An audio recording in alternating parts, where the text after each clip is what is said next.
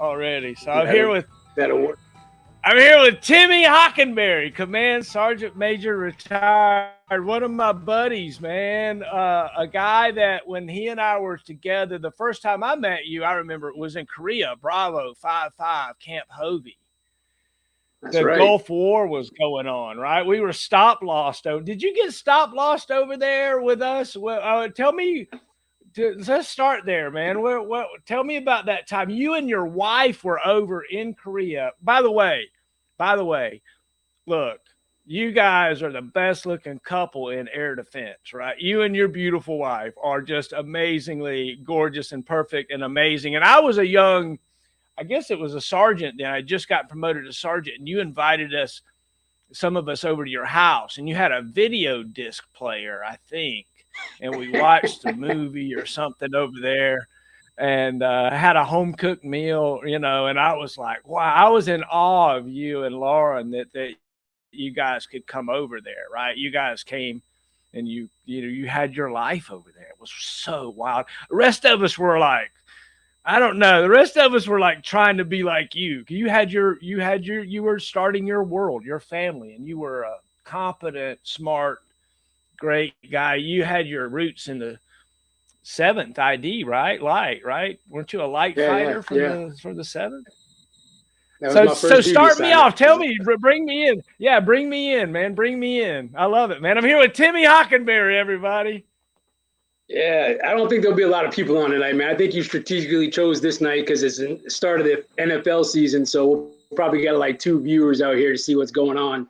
And then Marlon Beach killed me off today. Put rest in peace on the Facebook page. So I'm back from the dead, man. Oh my gosh, isn't it wild to think about, right? Because look. Why I'm doing this to tell the stories before we're dead, because Maggot got sick, man. This is all started because Maggot got sick, and I was like, how do we let each other die without catching up? And because we were together in a time when there wasn't Facebook, and it was I don't know, it was just disconnected. It was all. But we were a team, dude. When we were together, man, we were rocking and rolling. We had it going on. And so that's where it starts. I mean, it starts to get these stories told and to get these memories. I took over HHB 552 from you, and you threw me in the fire with that, man. Not that you left me a mess. Not that at all. Yeah. It was just a mess of a time in the world, It was, dude, you handed me the best people, Grego, Sergeant Major Parker, great times and great, wonderful things, You're welcome for that. You're welcome for that last name. So, oh my gosh. So tell me about,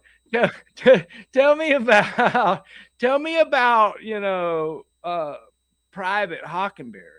Were you were private showing up in 7th ID in 86, 87? It was 87, man. So I went to basic at Fort Bliss, of course, 1 station unit training for 16 Romeo at the time. So got introduced to the Army real quick. Nobody in my family was in the Army. They were all Navy, Navy turds and Air Force brats. So, I was the first one to branch out into something different, and just got on the plane one day and ended up in El Paso with about 120 of my closest friends for the next, 4 or 5 months there. But yeah, man, it was a great experience. I went through basic and AIT, and then first duty assignment was Fort Ord, California. And cool thing about it was there was about 11 of us that graduated AIT together that all went at the same time. So we came in force and made the transition into a new Army unit very easy when you went with a bunch of your buddies that you pretty much knew. But the duty assignment was great. I mean, you never forget your first one. Fort Ord, 7th ID, the home of the light fighter, the bayonet division. Had some great times there. Definitely some great leaders. In fact, Sergeant Major Carr, He was the first NCO I met when I got there. He was a young E5 in the Stinger platoon at that time. So I was surrounded by some great leaders. And of course, at that time, air defense was kind of young. So we didn't have a lot of our own senior NCOs. They weren't grown yet. So when we got there, well, at least when I got there, there was a lot of Vietnam veterans. The battalion sergeant major was a Vietnam veteran. Our first sergeant was a Vietnam veteran. All of our platoon sergeants and some of the senior platoon section sergeants were Vietnam veterans, or they had come from a different combat arms MOS to fill, the senior NCO ranks in ADA for SHORAD. So, man, we got taught real quick about the do's and the don'ts of the Army. Some good things you learned from them, and you definitely learned some things that you didn't want to carry on for the rest of your career, based on what they went through and what they presented to you as a young private at the time. But it was great, man. I loved it there. I was a young PFC, and they sent me to air assault school. So I was living large, man. I loved it. Made corporal pretty quick. Yeah, I think it was right about a year in the Army. They pinned corporal on me, so they definitely had me fast tracking. But it was a great assignment, man. It really set my foundation on how to be a good SHORAD soldier, and then really how to start my career off as an NCO. So it was good times. But it's weird too, because at the same time, I was there about 2.5 years, and I came down in those great orders to go to Korea, and I heard nothing but horror stories about going to Korea, and I was like, I'm not going. I'm getting out. I'm signing a declination of service. I'm doing all this, and at that time, my platoon leader was one Lieutenant Leary at the time, which we all know is also a great air defense light fighter legend, and retired as a colonel out of the 82nd, so as a paratrooper. So, he sat me down, and he didn't know much. He was a brand new lieutenant at the time, but he sat me down. And he's like, "You don't want to do this. You're going to go from this great division to another one over there. You're really going to set the foundation for what you're going to do for the rest of your career." And those words really stuck to me. I don't think I've ever told him that, but they really stuck to me. And yeah, man, a couple months later, I was on that big old plane to what was the Flying Tigers Express, I think was the contract that the Army had at the time, and they flew us over there to Korea, man, and that's where we spent a lovely 16 months because, like you said, we got hit with that stop loss. I was 3 days. I was 3 days into clearing to leave, and they were like, "Nope, you're extended indefinitely," and that's when they pulled us. I think they pulled you and I. We both worked in the orderly room for a little while there for those last few months. Yeah. I told him we've already done everything. You had our replacements in, and right. What are we doing? And so I did. I worked in the orderly room with you. We learned so much together, dude. One of the things that I learned from you and Evans and Maddox, Maddox was over there with us. That was competent people, man. Look, there's certain people that you like, you see that their switch is turned on, man. You've seen it your whole career. I identified people all the time that person's switch is turned on. Heather Smith's, right? Her switch is turned on. There's no doubt that she gets it, right? And that's what I found in you. I remember talking to you about the 82nd, right? Trying to explain to you that I was a Jumpmaster, but I didn't have a special badge yet, Kent Maddox wanted to go to go back to Bragg, and that was great and good times. Tell me about, young Timothy Hockenberry. Where are you from? What's your full name, and what year were you born? Yeah, man, Timothy Hockenberry. That's my real name, but everybody growing up called me Timmy. I was from the Northeast, from Boston, so everybody had a Y or an IE at the end of their name. If you were a Bobby or a Robbie or a Tommy or something. So, I fit the mold that my name fit into that. So that's what I was known as growing up. But grew up in Massachusetts, a small town right before you get to Cape Cod, about 60 miles south of Boston. So, born and raised there until I was 18, until I walked into a recruiter's office one day. And, a few months later, I was on a plane heading out to El Paso.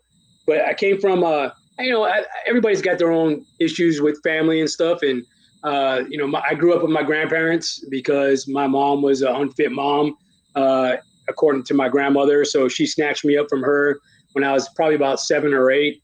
So, I grew up under really old school ways of thinking with grandparents instead of parents. And, but it was fun, man. I learned a lot. My grandparents are from Portugal, believe it or not. I don't look that way, but I do have some Portuguese blood in me. So, I got to hear the Portuguese language being spoken. Don't remember a damn thing. Can't tell you anything about it. I might be able to cook a few recipes up that I learned. But I just learned from that. Great grandparents were from the old country. So, they were definitely strict in their ways of doing things, but it was good, man. They took me out of a bad situation. And of course, everything's great now. So it worked out well. Oh, that's great, right? Yeah, it's an interesting kind of thing to be thought about, like, I guess somebody fighting over you, or maybe your grandma saying, I know better or whatever. Do you remember that as a trauma time, or as a good time to be with your grandma instead of your mom? Yeah, I don't remember anything with my mom, man. So, I just remember all my memories really start where probably about the third grade. I mean, of course I remember some stuff, but I don't remember what they thought was bad. So, I didn't get to see what it was. But she took me out of that situation for whatever it was at that time. And we never really looked back from there. So she pointed me in the right direction. So really all my aunts and uncles are really like my brothers and sisters. That's kind of how it was when we grew up. But it was good. And they were all older. I was the youngest one. I think my aunt, or what I call my sister now, she was about 7 years older than me. So she was already through high school or almost done with high school when I got there. So they were all on their own. So they were ready to be an empty nester. And then here comes this kid, but it was good. They really taught me some stuff. Yeah, absolutely. So were you athletic as a kid? Were you the brainiac, smart guy? Were you quiet in the corner? Were you musical? What was Timmy about? Man, I tried a little bit. I mean, I definitely played sports. I was on the high school football team, high school baseball team. I'm not going to say I was, the next Tom Brady or the next Carl Yastrzemski, but, I did play. I enjoyed playing. School, academics, not a good thing. I actually dropped out of high school, right, going into my 11th grade, and said, you know what, forget it. I'm done with school. I'm not learning anything. I just wasn't challenged, I think, if I think about it. But I started working in a restaurant, man, believe it or not. I started as a dishwasher on a very well-known restaurant on Cape Cod, and stayed there for about 6-7 months. And the owner of the restaurant was a really renowned chef. And, he started me doing some prep cooking and some other stuff. And at 17 years old, man, I was making like $500 a week in 1987, or 1986, really, as a cook at this restaurant, man. So I was like, I don't need to go to school, man. I'm gonna be a famous, I'm gonna own a restaurant. I'm gonna be a famous cook or something like that. And so I did that for a while. My uncle and my grandfather owned a construction business. So they did, roofing and siding and windows, additions, stuff like that. So I learned how to throw a hammer every once in a while. So I learned my handy skills from that. But, just one day I was like, you know what? I'm just not being challenged here. I see all my friends, they're really not doing too much either. And I was like, I'm not going to get stuck here. So I just happened to walk into a recruiting office just out of the blue. It was next to the high school. I sat down with the recruiter. I'm like, hey, I'm thinking about joining the Army. And he's like, okay, well, let me see your diploma and all that stuff. And I was like, well, I dropped out of school. And like, okay, well, that's not a problem. At that time, they were, taking non-high school grads. So he's like, the only thing is you got to score higher than everybody else. And I'm like, well, that doesn't make sense. If I'm not a high school grad, why do I need to score higher than high school education? But but I got it afterwards. So I went in there and took the test. I actually passed it. So I guess I did learn something while I was in high school.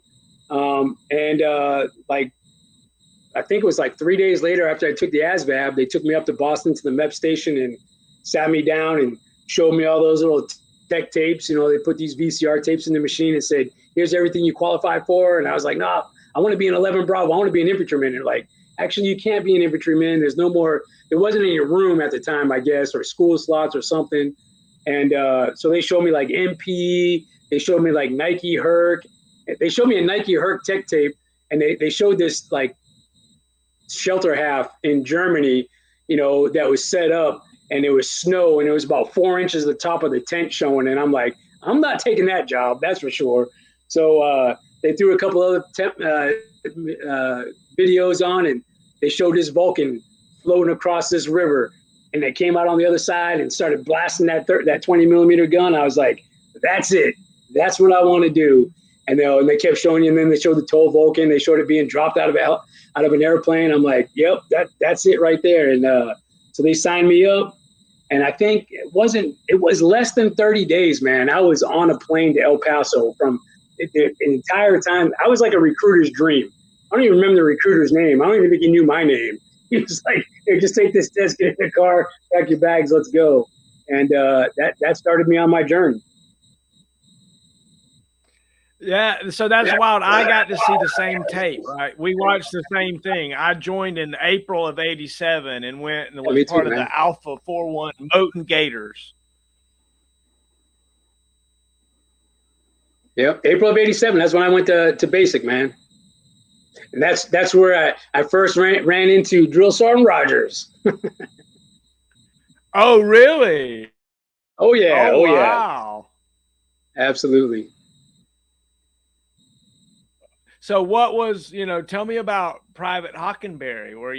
Did you stand up straight and tall and do exactly what you're supposed to, or did you sneak to the porta potty and have a cigarette?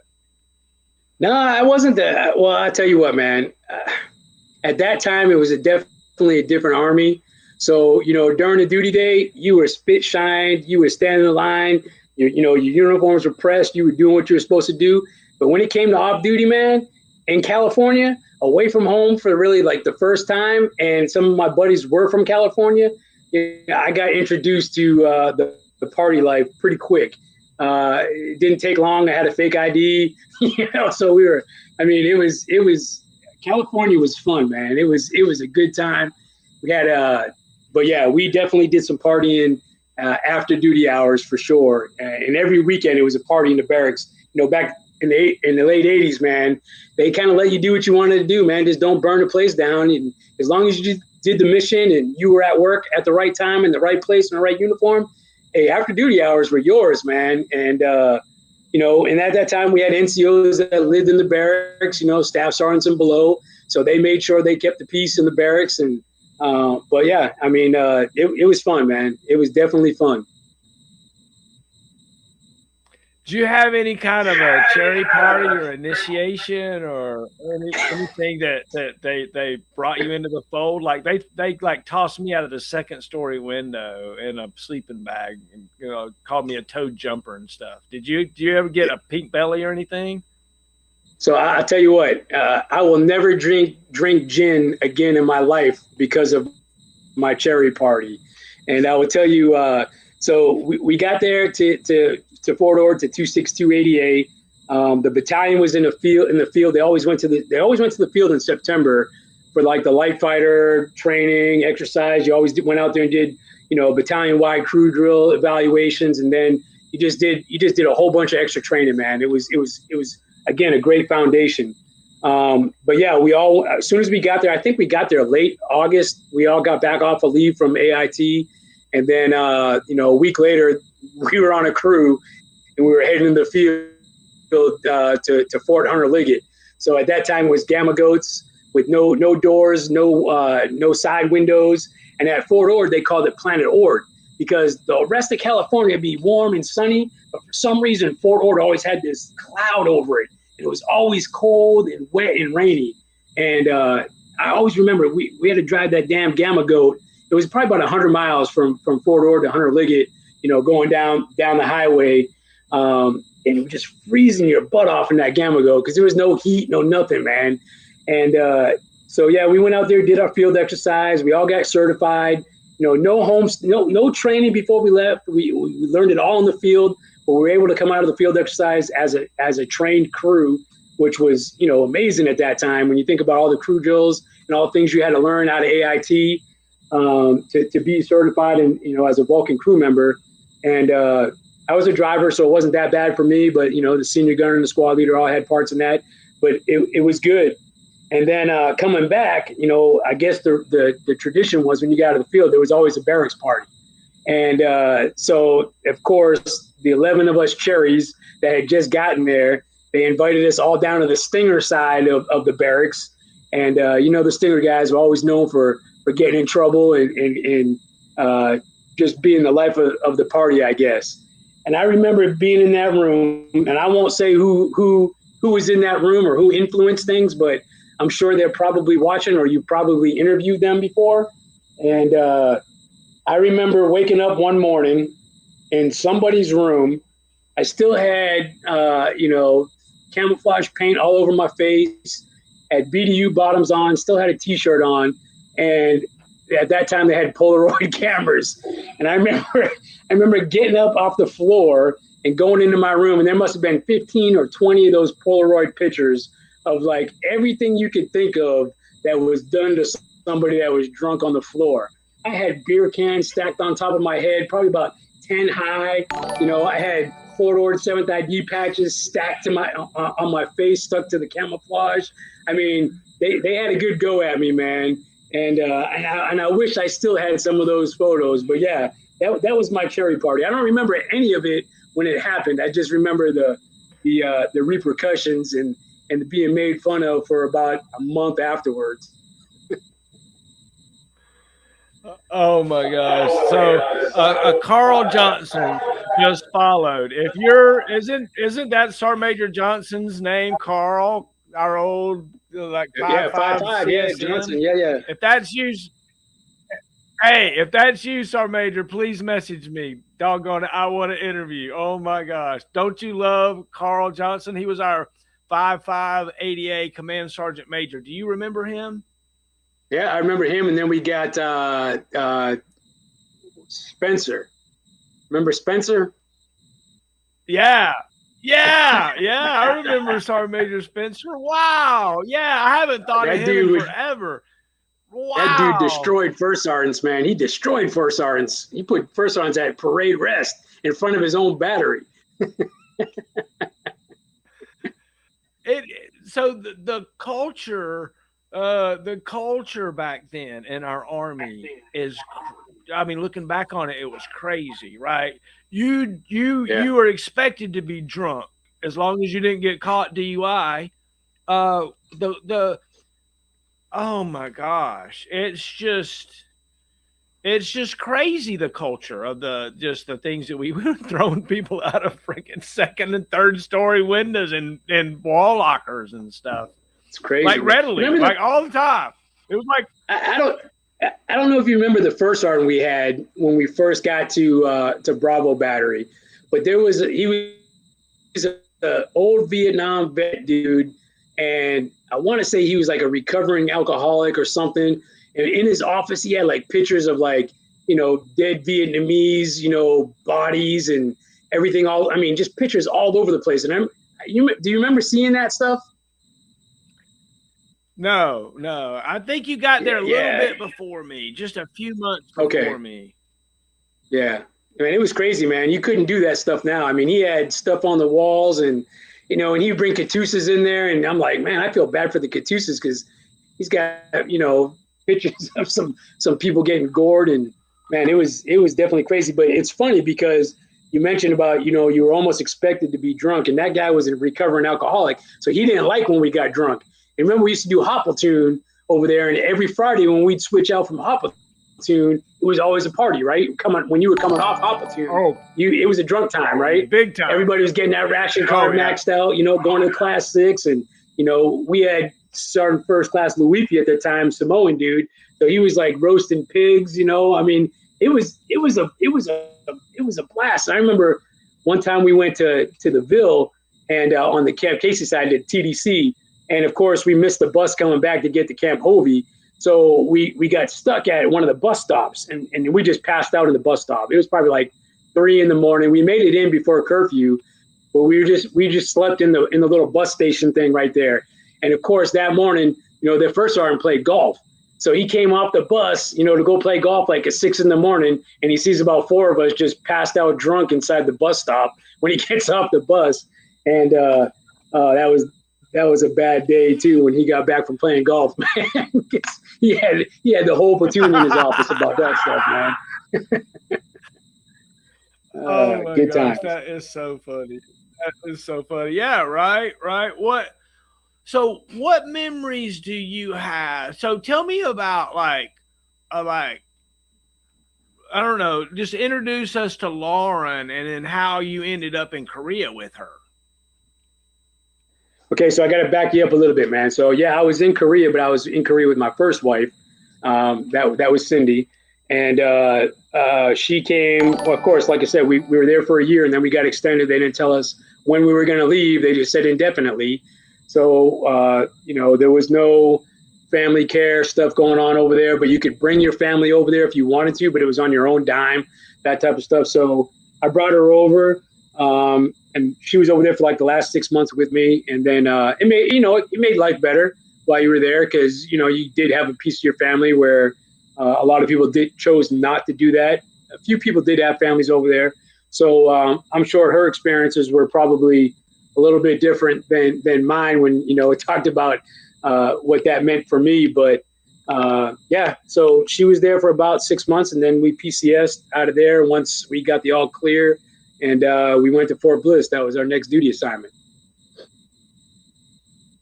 Oh, wow. So you were a Toad Vulcan at first and then a SP Vulcan in Korea at Hovey.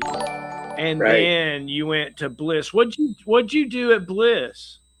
So at Bliss, I went to 562 ADA. So it was the only SHORAD battalion inside of 11th Brigade at the time. So it was a Stinger Vulcan battery battalion. One battery supported a third ACR that was there at the time. Another one I forgot what the other battery supported, and then the other one was just kind of like general support to whatever was going on. So whenever a division was going somewhere, you if they needed something, you just went with them. If you weren't organic to like third ACR or something else. But it was a short time that I was there because we got out of Korea, got to Fort Bliss, and it wasn't very long. They were like, hey, we're going to deactivate this battalion. And that's when they started sending everybody from that battalion all over to different locations. So I only think I was there for about a year. And then they were like, hey, you're going to Fort Drum.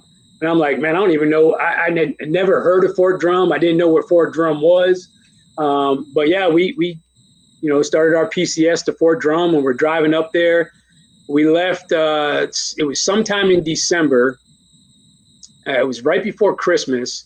And we drove all the way from El Paso up to Fort Drum.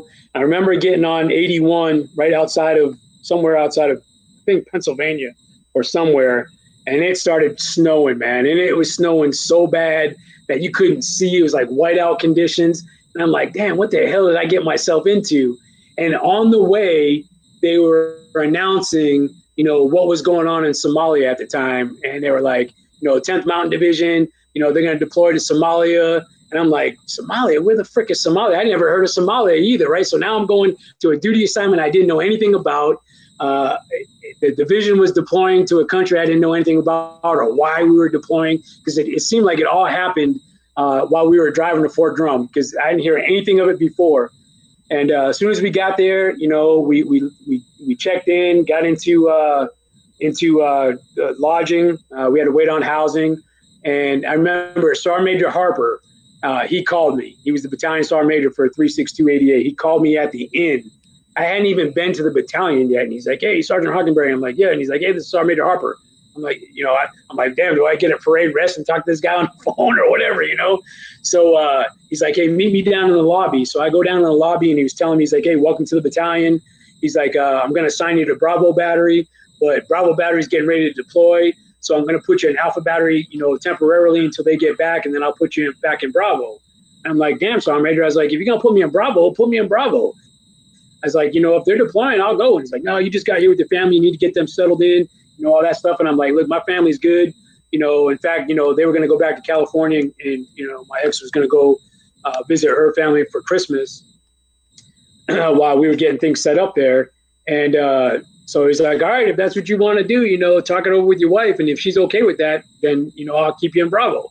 So sure enough, man, it was probably, 3 or 4 days after Christmas, man. They bust us down to Rome, New York, and put us on a plane. And next thing you know, man, they're handing us magazines and grenades and everything else on the plane when we landed in Mogadishu, man. So literally, I think I was at Fort Drum for maybe a week and a half, 2 weeks, just enough to get my initial issue. And I was on a plane to Somalia, man, and spent a lovely 6-7 months or whatever it was down there doing that mission, man. So tell me about that mission, right? We got Sergeant Hockenberry, a trained Vulcan senior gunner, squad leader, wannabe kind of guy. What are you doing in Somalia? You got a Vulcan over there? Yeah, man, we had Vulcans. They showed up when they were there. It either showed up, I know they were put on a boat to get there. So they were either there before we got there or right after we got there. And we never saw them. We just were told that they were there, right? So, of course, we weren't using no Vulcans over there. We pretty much took a bunch of Humvees. We took all the Stinger Humvees and put seats in them. So they took all the Stinger racks out of the Stinger vehicles, put seats in them, and we were troop transport. So what we did is they attached us to Delta Battery or Delta Company of 122 Infantry or 222 Infantry. So we were basically their Delta Company, their towed company, towed missile company. And what we did is, man, we rode the roads at night, man. So during the day, some of the platoon or some of the battery went out and did other missions of just transporting, infantry guys to one location to another. Some did, convoy support of getting, aid and food and doctors to different places in the country. But our platoon, man, we were on the road. We had a night mission. Our mission was to make sure roadblocks were taken down because the warlords would come out at night. So they would block the roads, and any of these aid vehicles and stuff going by, they would rob the vehicles, take all the food, the doctors, or the medicine, all that stuff, and they take it back to their warring fraction and keep it over there. So our job was to not let that stuff happen. So we did that stuff at night. They armed us with, of course, everything was NVG. We didn't, no blackout drive, no nothing. It was full blackout, lights on the road. And over there, there was only really one main highway, if you want to call it. And then the rest of the roads were like behind berms that ran parallel to the road. So we were on the other side of the berms. So when these guys were setting up, we'd get intel and they'd be like, hey, a couple miles up the road, there's a suspected, checkpoint or a roadblock. So we'd creep up there slow in the vehicles, and then we'd come around, do our little maneuver and blast them with the lights, and then break up the stuff. For us, it was more the support. The infantry guys did most of the work, but that was our first real life, combat engagement was on one of those missions where we came up across one of the vehicles, and we actually got the jump on them, but we spooked the Somalis that were, the bad guys, and they turned around and shot some 7.62 into one of the Humvee engine blocks, dropped it, stopped the Humvee in its tracks, where it hit him in the vehicle. But we had the old pig on top, man, the M60, man, and I tell you what, M60 does some nasty damage to some flesh and bones. And I think there was like 7 KIA on that one, and it was bad, man. But it was my first experience really to like casualties and real war and what you were doing there. And so that kind of set the tone, man. And so we did that for the entire time. We always did at night. And of course, Africa is freaking hot. And, so we worked at the coolest time of the day, which was at night. And we'd roll in about 6 o'clock in the morning, and we had these little mobile flex single person tents. And those things were like, if you think a a porta john in Iraq is hot, get in one of those little mobile flex tents and try to sleep in the day in there. It was horrible, man. Horrible conditions. We didn't have hot shower for, I think, the first probably good 2 months. I mean, it was just straight MREs. And then things started getting better. We were up at this place called Baladogle, and it was an old abandoned airfield way north of Mogadishu. And that's where we staged out of and ran our operations. And we went all over the country, but we did some stuff up there. And then, some other support, some other NATO countries started coming in. I remember the Moroccans coming in. The Moroccans came in. It looked like, the circus coming in, because they came in with, like, no lie. I mean, they had trucks with like these big cages on the back. And they had like cows and goats and pigs and all their livestock, because that's what they ate. They brought their food and they would slaughter it and kill it, and they'd eat the whole thing. I mean, everything. And at that time, we hadn't had any fresh food at all. So like the first thing, all the leaders were like, don't mess with them. We don't know what their standards are. You're going to get sick. You're going to get this. So don't eat any of the food. Man, we didn't listen to that, man. We were over there trading like BDU hats and, bayonets or whatever we had to trade for, like loaves of bread, a freaking calf muscle off of something, that we'd come back and try to cook it ourselves. But yeah, it was crazy, man. The Army was really different back in the day for sure. But it kind of helps you realize what it was. And then, like I said, you kind of learn from that and build upon it. And that Army has definitely gotten a lot better in terms of taking care of their troops while they're deployed for sure. It is it's wild to hear you talk about, like being a nighttime predatory, go out and look for the bad guy with intel kind of thing, get the jump on somebody, get shot at it, have to defend yourself. You become a bully out there in some kind of way. Do you remember those feelings of rolling out the gate, looking for problems, looking for trouble? Yeah, I mean, it's always in the back of your mind, especially as a young guy, man. In the first time in a combat zone, it was the hair went up on the back of your neck every time you rolled out, especially at night. I think sometimes during the day you took it for granted, but it was just as bad during the day. But I think some of your reflexes are probably up better during the day than they are at night, or vice versa. Because at night, man, it was sketchy because you couldn't see anything. A lot of the times we hadn't been on those roads before. So, and there was no pluggers and there was no daggers and there was none of, it was straight reading the map, so you need to know where you were going before, you got lost somewhere and, you couldn't call somebody in to help you out. So, yeah, that was definitely eye-opening. But again, it set the foundation for other things. So you remember those things in those types of environments so that when we went to other places later on in life, you didn't have to relearn that. You were able to teach from your experiences based on those situations. So again, it might not have been the best conditions, might not have had the best resources, but the experiences and what you learned from it definitely made you a better leader at the end of the day. And I tell you, there were some crazy things that during the day too. We were on one time, one of those things you're not supposed to do. We were at, so the battery ended up going back to Fort Drum early. I think they spent about 90 days in Somalia, maybe less, maybe 60 days. And they're like, all right, hey, they don't need the whole battery over here, but guess what? First or third platoon, you get to stay. So, and guess what platoon I was in? Third platoon. So I was in that, you're the lucky guy this time, get to stay for a few extra months. So that we moved from the location that we were at to another location, down to a FOB. And what the mission there was, we had to go out and actually do weapon buybacks.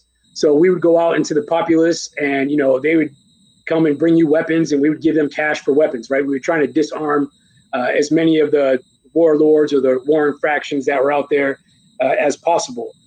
So that was our mission. So we did that for quite a while. But then there was a big thing that went on, and they had to mobilize our task force. But of course, we were attached to an infantry battalion at the time. So, a bunch of Blackhawks came in, picked up all the infantry guys that they went out and did the mission. And, the battalion commander told my lieutenant, he's like, all right, you're in charge of the FOB. Here's keep going with the buyback mission. And again, at that time, still no chow.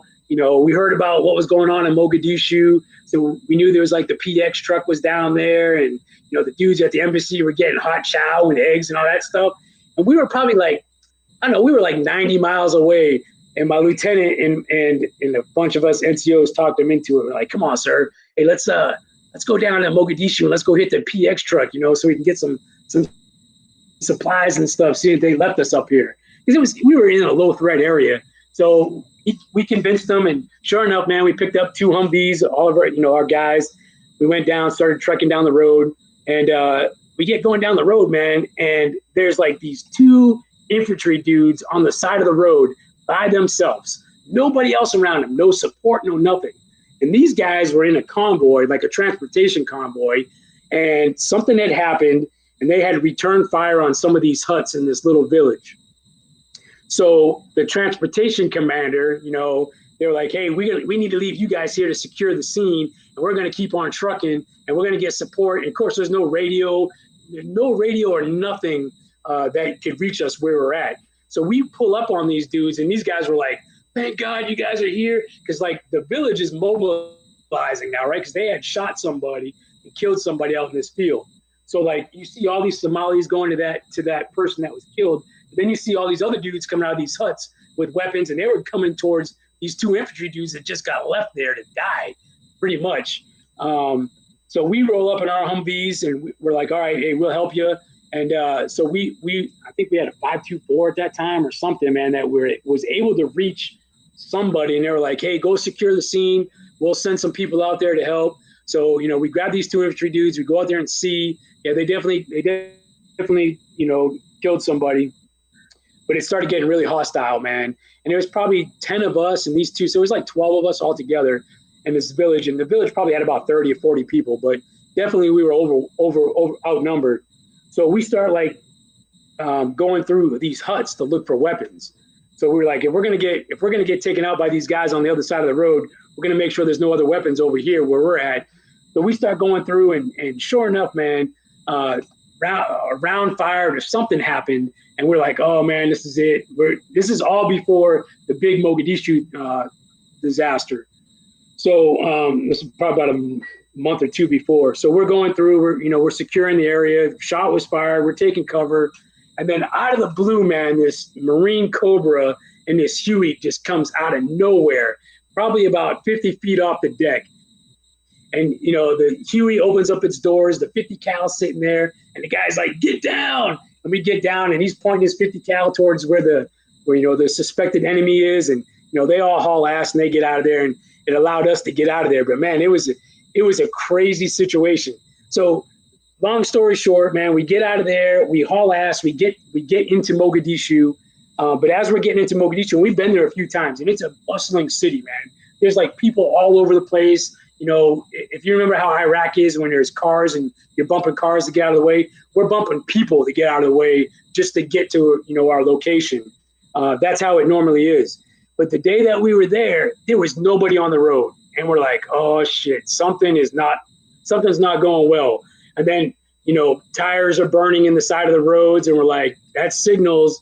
So we're like, dang. So we finally get through, and as soon as we get to the embassy, they were closing the gates because there's mortar fire and some other stuff going on.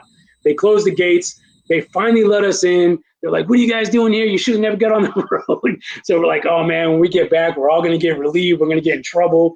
My lieutenant at the time was like freaking out, like his career is over. But we got the PX truck. So we were in the back of the PX truck. We raided the hell out of that thing. A bunch of the dudes went into the embassy. They were eating, fresh food. And then as soon as it was all clear, man, we got back in the trucks and we hauled ass back up to our FOB. And funny thing is, the battalion never knew we were gone, man. Out of all that shit that happened and all the stuff that could have gone wrong, we got out of that without getting in any type of trouble back at the fob. It was crazy. Your clandestine mission. Yeah, all for some PX stuff, man. Hey, dude. Hey, we did some crazy things back in the 80s and 90s, and it was just a different world back then before the internet. Remember when we used to have to, remember when we had to get our AKO email address? It was like, what? I got to get an email address. Right? Yeah. I remember being a platoon sergeant, man, and there was like one computer in the platoon office that the lieutenant I as a platoon sergeant had to fight over so we could do NCOERs and awards and stuff. I was like, man, we got to be better than this, man. This is crazy. You know, we grew up when automation was just kind of first kind of coming in, right? We had we went from the EER to the NCOER, and having to write quantitative bullets. Remember that, when you had to like measure everything in the bullet comment? And oh my gosh, it's crazy times. Tell me about becoming a sergeant, becoming a corporal. I think you became a corporal, right? Tell me about becoming responsible for other men and women. You obviously did very well with it. Yeah, I mean, I take it back to, my mentors when I first got to Fort Ord. These guys, like I said, were all Vietnam guys. They knew field craft. They knew how to take care of people. And they instilled that in you, man. That was the first thing you learned, was how to be a good soldier in the field and how to be a good soldier in garrison. So it was, to me, I think the transition was pretty easy. I think the hardest thing, and I think it's probably even nowadays, as a young troop goes from a specialist or a corporal to an NCO, a sergeant, you always got that, that gray area, that distance, where are you still a specialist with your friends, when nobody's looking? Or you're an NCO and you're a hard ass, and they don't like you no more. So you had to walk that line, find. And you've seen different experiences, right? You see some that draw the line and they're just straight asshole, and then you got some that are still friends with their peers, and you got to be able to, in my opinion, to massage that the right way. And I think I did as a young corporal. I think maybe as a corporal I might have been a knucklehead, because I was like, oh, I'm a corporal, I'm in charge now and all that type of stuff. And some of the NCOs sat me down pretty quick and like, hey, you don't want to be doing that. You're going to be to them, it was like, hey, we just got somebody else for the CQ roster, right? So, you relieve some pressure on the NCOs, right? But corporal was hard to come by back in those days, man. It wasn't like it is now, where it's kind of automatic if you're on the list. And back then, man, you had to work for it, and your leadership had to approve of you being a corporal, man. They didn't give that stuff out to anybody. So it was an honor for me, especially as fast as I got it. But, like I said, my NCOs set me up for success. We were always the best crew when it came to crew drills. Whenever there was a VIP briefing, it was always my squad. Whether I was the driver or the senior gunner or later as a squad leader, that was always the briefer for our battery on Vulcan capabilities. I remember we had Tom Clancy was at Fort Ord one time, and he was writing a book, and he wanted to know about short rat air defense, mostly about Stinger. But of course, the battalion's like, oh, you got to learn about the Vulcan too. So we got all spiffy, got the Vulcan looking good. Took it up to the MTS, set it up, and he came over and he's like, yeah, the Navy's got one of these, but it's bigger. And he just kind of walked on by. He went over there and learned more about the Stinger than he did about the Vulcan. But it was just cool that your leadership picked you to do those type of events. And but it was good, man. And I think that really what helped me understand what it meant about taking care of soldiers. I had great leaders at that time that showed me that. I won't say they were great influences on how you do something. Like our first sergeant, he didn't run PT. He'd come out in the morning smoking a cigarette, old Vietnam veteran, call the battery to attention, make us do a bunch of PT stuff. He would do PT, but most of the time he sat in the back of the formation, just watched and jaw jacked. And then, of course, we'd go run all over Fort Ord and Salinas and Monterey and everything else. And he'd come back and he'd be smoking a cigarette waiting for us to get back. So, some of those things weren't great things to learn from, but some of the things that he did, like, when you were an NCO, he forced you to do NCO DP. He forced you as NCOs to teach classes where I think we got away from that. I think we do NCO DPs now, or we did, at least when I was in uniform still, but it was at a different level. It was most of your senior leaders that were teaching the classes, and from their experience at that level, man, it didn't matter what rank you were. He gave you a task. You got about 30 days to prepare for it. You rehearsed it with him and the platoon sergeants before that class was given. If you didn't get it right, you were working until it was straight, until they gave you the thumbs up, and then you gave your class. So things like that you probably couldn't do today in the same way that was done back then, but it definitely made you a better NCO. And from there, let me see, I left Ord as a corporal, and I got to Korea at 5.5 as a corporal, and I think I was there probably about 3 or 4 months, and went to PLDC PLDC at the time, and came back from there. I think April is when I pinned E5 on. April of '90 is when I put sergeant stripes on, and from there, still didn't have the opportunity to be a squad leader yet. I had Thomas Kinney, Sergeant Major Kinney retired. He was my squad leader at the time, another good mentor when it came to learning your job and what to do as an NCO. So yeah, I mean, I had some great leaders all the way from Steve Rogers as my first drill sergeant, all the way through, retirement. I had some great mentors and leaders out there that just really set the foundation for me on how I think a leader should be. And, I hope that I was able to become one of those guys for somebody else behind me that I was bringing up, to replace me one day. Oh, absolutely. Yeah, absolutely. I remember those times fondly. What is it about leadership that you would try to tell somebody else about? What is like if you had to kind of boil it down to the coffee grounds and kind of spread them out, tell me the snippet that makes it work for you? Yeah, I think my own mantra was like, if you're going to talk the talk, you got to walk the walk, right? So, you always, we NCO set the example, right? So I'm not going to say I was the best example for everything. There was always other people around me that may have been better at certain things. And I was just fortunate enough to be surrounded by peers and mentors that either taught me how to do it right, or, was able to fill in those gaps where I might not have been as strong. I think the other thing too, and I learned it throughout my career, it wasn't, again, you look back at your career and you say, okay, I'm at this point now. I think I'm a better mentor. I'm a better leader. I wish I had known what I know now back then, because I would have been a phenomenal leader.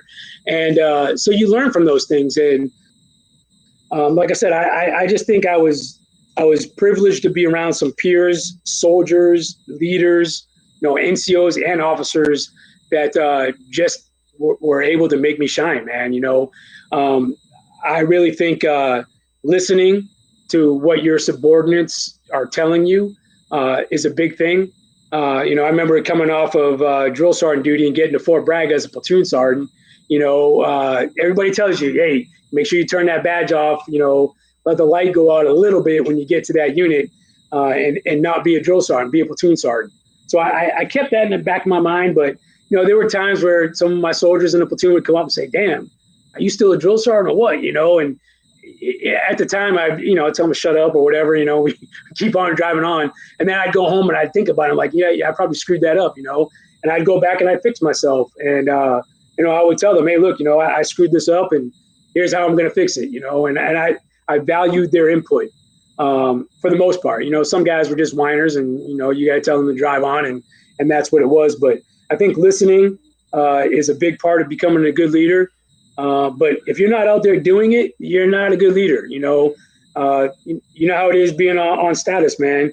I took pride in making sure, we didn't have any pay hurts or pay losses and stuff like that. And anything that was flying, I was putting people on, man. Wherever there was an open spot on the manifest, they were getting on.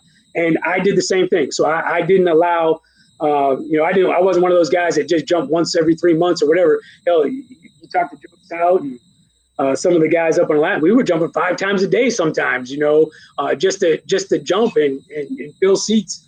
So it was like I said, you got to be able to walk the walk and do some of those things that your soldiers expect you to do. I would do as an NCO, especially in First Sergeant, Battalion, CSM, Brigade Sergeant Major. We would do NCO DP, and we'd start off with PT, and we do some pretty strenuous PT activities. And but I was out there doing it too. I don't remember if you ever played, my version of combat butt ball with flak vest and combat butt ball.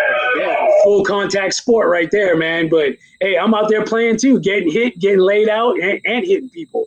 And you might have had some people that might have done the same thing, but sat on the sideline and watched. And I'll tell you, I don't know if Heather Smith is listening or watching, or anybody from 5.5 at Fort Lewis, but I got to give it to her too, because we played one day. I think we hadn't gotten a battalion sergeant major yet. I think I was both the S3 and the battalion sergeant major until one of the guys got up there. They just got back from deployment and putting the battalion back together. And so we did combat butt ball one day and had the whole battalion out there playing. And Heather Smith, man, she was a first sergeant at the time.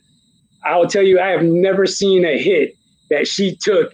And I watched football for my whole life, and I seen her take a hit like Von Miller was laying her out, man, and she got right back up and bounced up and started playing, man. And that's what I mean about a leader going out there and setting the example and doing things, because she could have easily got on the sideline and not gotten back up, because I know she got her bell rung.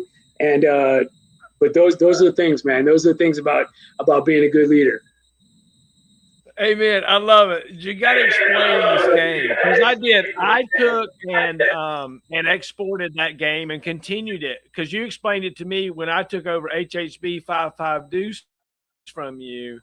Is when the first time I got explained it. Basically, it's kill the man with the football, but there's a goal at the end. And you had rules, but you didn't have rules. And I'll tell you, it goes back to my first duty assignment, right? So that old crusty first sergeant that we had that didn't like to do PT, we at Fort Ord behind our battery was where we did PT. It was a big field, and then we had like sandbags and made it about the size, I don't know, half the size of a football field. And it was soft sand, beach sand in the middle of the field. But that's where we did PT. So he played this game where he lined up half the battery. It might have been like, everybody counted off to be 1s and 2s on one side, 3s and 4s on the other side of the field. And he would take a T-shirt that was like tied up in a knot and put it in the middle of the field. And that was the objective, was to get that T-shirt. And it was full contact, man. So I was like, what the hell are we getting ourselves into here? And I just, along the way, I kind of adopted that into what I called combat butt ball. And I took it with me, I think, everywhere I went. I think the first time we actually played it, I guess it was Fort Drum. The first sergeant allowed me to do it there when I was a young staff sergeant. So we played it there at Drum. And then I just everywhere I went, man, except for when I was a drill sergeant, because we couldn't do it in that environment. But everywhere I went, we played that thing. Up in Alaska, we played, 25 below zero, wearing VB boots and, full volley and Arctic mittens, out there just beating each other up on the ice and the snow. And I did it all the way through brigade level, man. So luckily, I think we had a few people get a couple of profiles here and there, but risk assessments. We, as you started getting smarter, I started having medics out there and FLAs and things like that. But back in the day, man, it was straight brutal, like man on man. There was no room for wimps when we played that game, for sure. So one of the things that I'll never forget about combat butt ball is that when I took over the battery from you, one of the very first meetings that I had with the platoon sergeants is they made me promise that we would continue to play combat butt ball for PT. It was like, you can't stop combat butt ball. And I'm like, what's this combat butt ball? And they're like, they explained it to me. I'm like, yes, we're playing combat butt ball. Oh man, that was fun. Those are fun times. Oh my gosh. Yeah, dude. Awesome. So So tell me about your learning, right? You go to PLDC and BNOC and ANOC and First Sergeant's course, and tell me about how that worked for you, right? There's institutional learning that happens there, but a lot of it's networking in a way, right? Yeah, I think that's your first foundation. I mean, I remember in PLDC in Korea, they were like, if you get anything out of this, it's about networking, right? Because if you think about it, as growing up as air defenders, for the most part, you're just an air defender, right? Except for when you go to the field and whoever you're supporting or attached to, whether it be a field artillery unit or a division support or an infantry battalion somewhere, you get a little bit of interaction with them. But when it's all said and done and it's indexed, you're done with them, right? Especially at the lower levels. So you don't really get the time to network. But when you're in that school and you're surrounded by your peers of all different MOSs, that's where you learn really how the Army works, right? And how you can leverage your new friendships and your networks on things. I remember going to PLDC in Korea and then having to come back to the battery and teach a class on, I don't know, it was like hand and arm signals or something. That infantry dudes knew in and out. And I would, call my buddy up because there was no texting or anything back in that time. And, you called him up and, C2 had to go find him in his room and then he'd come down and answer the phone. And then, you'd have that conversation. I'm like, hey, man, I need some help with this or whatever. And if they were on the same installation as you, they'd, come over and help you out and you go over and help them. And I think that's really what networking started, right? And you learn that in PLDC. And then you go through BNOC, it's the same thing, and SLC or ANOC was the same, and it just keeps on growing. And if you don't get that portion out of any of those classes, you probably didn't learn a lot, right? Yeah, you might have done the institutional stuff, you might have done well on some tests and stuff like that, but the core of what you learned through your peers and through networking was just in that, and that was a very integral part of any of in your development as an NCO. You had to do it, and if you didn't, you just probably weren't using your capabilities to the fullest. Did you have a time in your career where things weren't going like you thought they were going to go? Like it was like oh crap, what are we going to do now moment kind of thing? Did you have times like that? I was thinking about this before this call, and I was like, you know what? If you were to ask me if I had, what was my best duty assignment, what was my worst duty assignment, I would tell you they were all the best. I mean, I looking back at all of them, every one of them had an impact on my career. Had an impact with my family. Had life milestones. I can go back to every single duty assignment and pinpoint something in my career that made me better or that I was definitely proud of. Was there some times where I didn't really know what was going to happen or what was going on?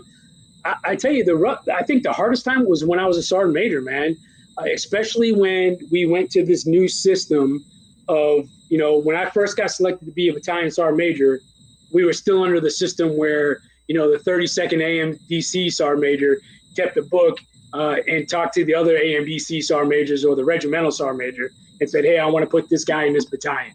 That's how it worked. That's how I got my first battalion. James Carr called me in Korea. He had just left as a brigade sergeant major. He was the regimental sergeant major. He said, hey, we're gonna give you, or no, it wasn't that. It was that was per brigade. It was the same way. So for my first brigade, it was the same way. But for battalion, I was at 5.5. I had just gotten there out of the academy. Was there for about 6 months. We bought a brand new house. I was like, all right, I got time. It's probably going to be 2 years before I can get looked at for CSM if I wanted to go that route. I was like, battalion's just getting back. I got time to put some roots down and do some things. And 6 months into that assignment, 32nd AMDC sergeant major calls me and says, hey, we're going to send you to Fort Sill. You're going to take over 652. And I'm like, Fort Sill? I don't want to go to Fort Sill. I tried to avoid Fort Sill with the plague. But the funny thing was, man, it was a blessing in disguise because other than having to leave my family for 6 months there to go to Fort Sill, I kind of went there TDY for 6 months. I was the S3 sergeant major for 5.5 at that time. I was able to go back for a 32nd AMDC board as a board member, and that's when I got to sit down with my battalion commander, who was going to be my battalion commander at the time. And I walk in his office and we sit down and we start talking, and he's like, hey, I've heard great things about you. And I'm starting to look around his office, and I don't know if you can see in here, but I got a lot of Boston paraphernalia everywhere. And I'm looking in his little trophy case, and I see, the World Series trophy. I see a Wheaties box with the Red Sox on it. I see some Patriot stuff, and I'm like, so he's talking to me, and I'm not even listening, right? I'm in awe of all of his cool guy stuff. And he's like, hey, Sergeant Major, are you all right? And I'm like, literally, that's what he said to me. He's like, you okay? And I'm like, sir. I was like, I'm sorry. I was like, but I got to ask you, are you from Massachusetts? And he's like, yeah, I am. And I'm like, so am I. And we started talking about that. And come to find out, man, we lived about 30 minutes away from each other.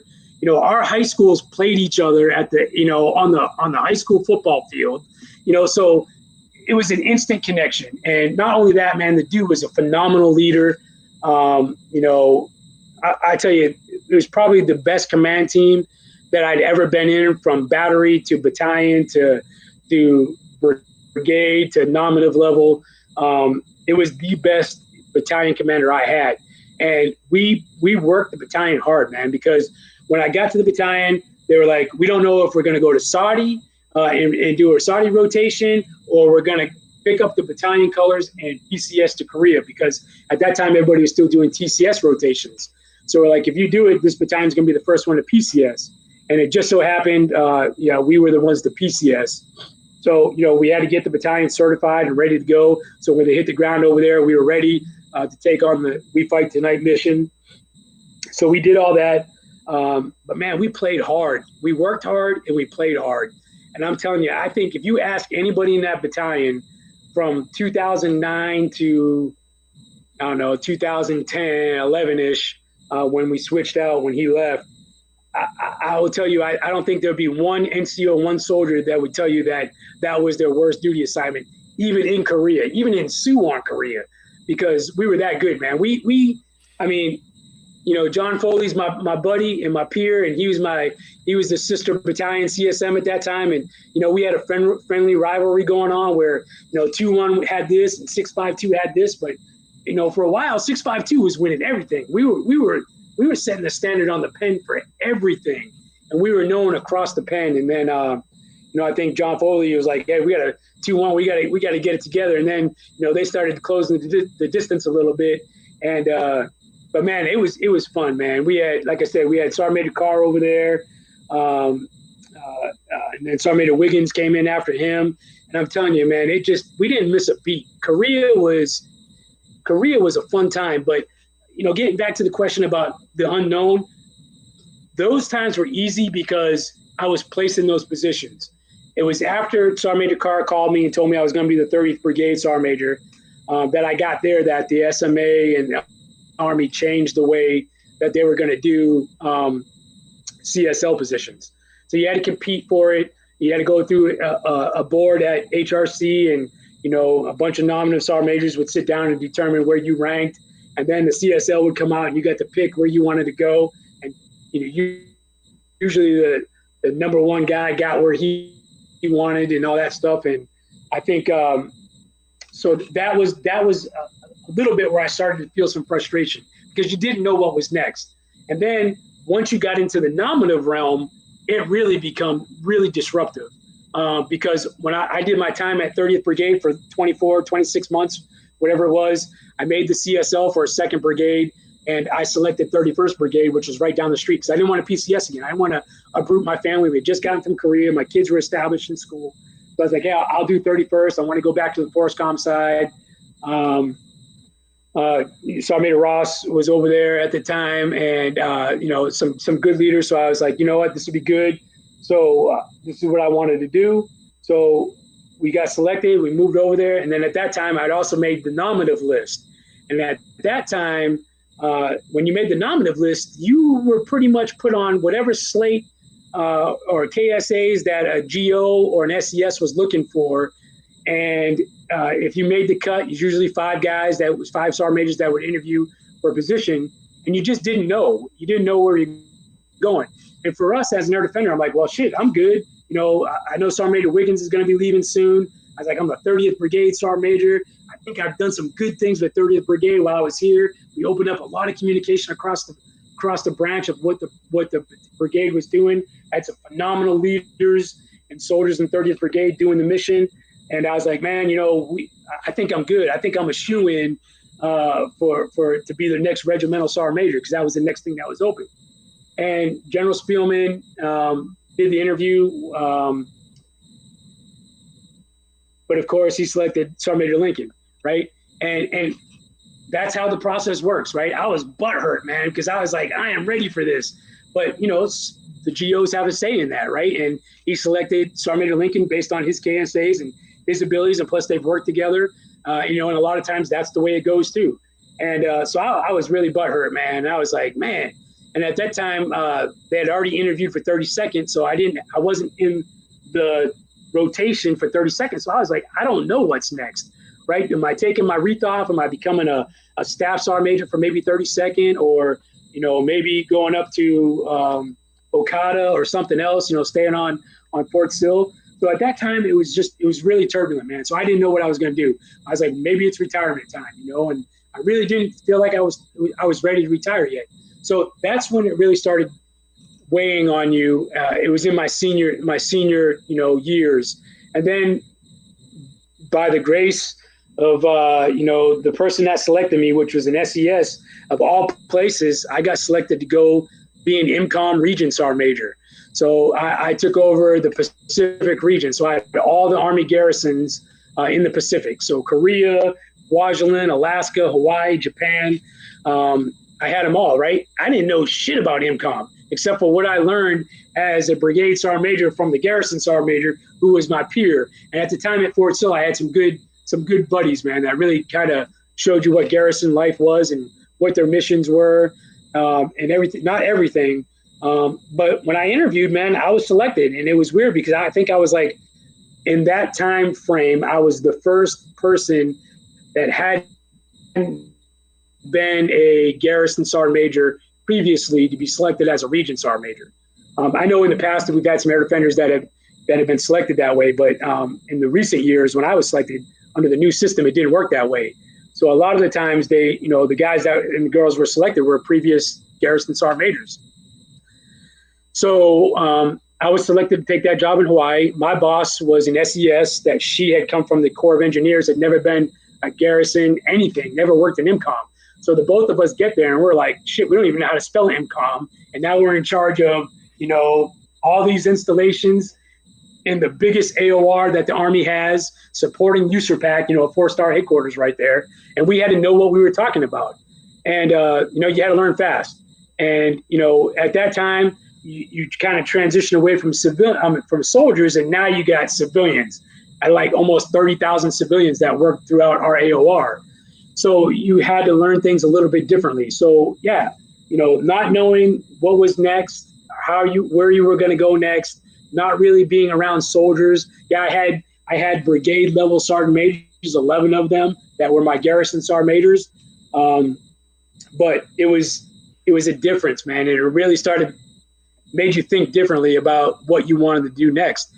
But the great thing about it was, believe it or not, while I was in that position, I interviewed 10 times for 10 different nominative positions, everything from USFK to West Point to Military District of Washington, MCOM itself, RCENT, First Army. I mean, there's a few other ones that I'm forgetting. So, I mean, the ability to be selected on a short list of 5 other sergeant majors to, you know, interview with 4- and 3-star generals was very eye-opening. That, you know, it made you realize that you did something right, but at the same time, it was very turbulent because every time you get on one of those short lists, you know, you talk to the wife and the kids, and they start Googling where this place is, and oh, this is great. Look at the house and look at the school and all that stuff, and it takes a toll on the family too, right? And to do that 9 or 10 times before you make the decision or get selected for something else, that's where it was the most difficult time of my career, because you didn't have control of it. Everybody thinks sergeant major has control of stuff. sergeant majors nowadays don't have control of that stuff, man. It's really the needs of the Army, which it should be.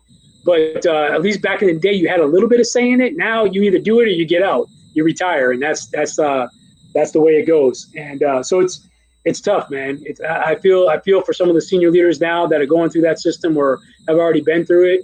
But yeah, definitely the roughest time of my career was being a senior sergeant major. Oh wow! Thanks for sharing that. Take a moment to share about your family. I know that you have a daughter that has followed you into the service. Take some time to brag on her and your wife and kids for me, if you don't mind. Yeah. So again, I got an ex-wife, 2 kids with her, Brandon and Michaela. Michaela decided to. She lived with us in Korea, even though she was from my first marriage. She came with us and finished high school with myself and Lauren. And then she decided to go back to California because she was going to get free college. Her grandparents were going to pay for college if she did that. But you had to live under the grandparents' rules. And that didn't go so well for her first year. So she's like, you know what? I think I'm going to join the Army. So out of the blue, she calls me. I think we were still in Korea at the time. And she said, hey, I'm going to join the Army. And I was like, hey, hold up. Let me help you. Don't. And she's like, I already did it. I already signed up. So she signed up for the Ordnance Corps. So she is a 91 Bravo light wheel mechanic. Don't know what the recruiter showed her as far as a tech tape, but it obviously worked for her. So that's what she selected. She went to basic training at Fort Jackson and AIT at Fort Lee. And then I was able to pull some strings and get her first duty assignment to be Fort Sill, where we were at. So, she got to be at Fort Sill in the Field Artillery Brigade doing her job. So we got to keep her close at home for a little while. And then we left, and then she decided she was going to re-enlist, and she went to Alaska, of all places. So she went to Fort Wainwright, where she was a very young child at the time. She got married at Fort Sill to another soldier in the Army, another mechanic. He got out and joined the National Guard, and they have 3 children now, so I'm a grandparent 3 times.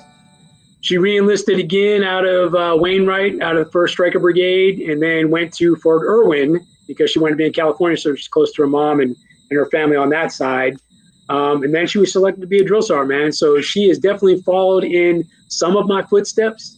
It wasn't forced. It was her decision.